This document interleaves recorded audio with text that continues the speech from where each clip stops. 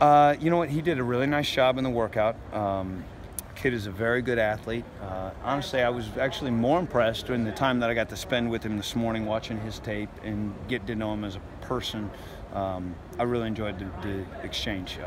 He's been well coached.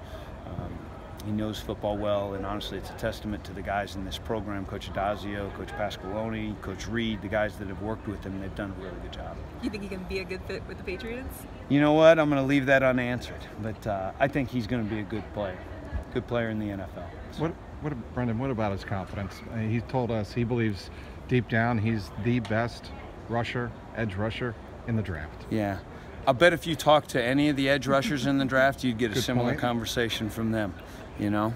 And honestly, that's a great trait for those guys to have. That's kind of how they're wired, you know? Do you also look for how players like Harold take to your intensity during the workout? I mean, you're a pretty intense guy, and you get after it pretty good. Yeah, I mean, you know, everybody coaches differently. I guess that's just my style to a degree. You know, players react however they react. I don't know. You'd have to ask them how that goes. You seem to enjoy it, though. Yeah. He's a good kid. He's fun to work with. So. Is this process overall just sort of learning about these guys, even though, you know, only a fraction of them you'll actually coach, but is it enjoyable? Is it fun to? Yeah, no, it is. It is. I've always enjoyed coaching from a relationship standpoint.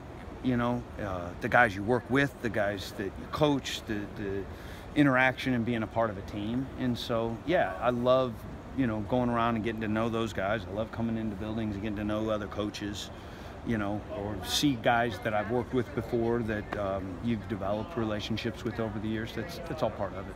So many people talk about the players learning from the coach, but in an environment like this, when you're talking to other personnel people or talking to the players themselves, do you take new nuggets away?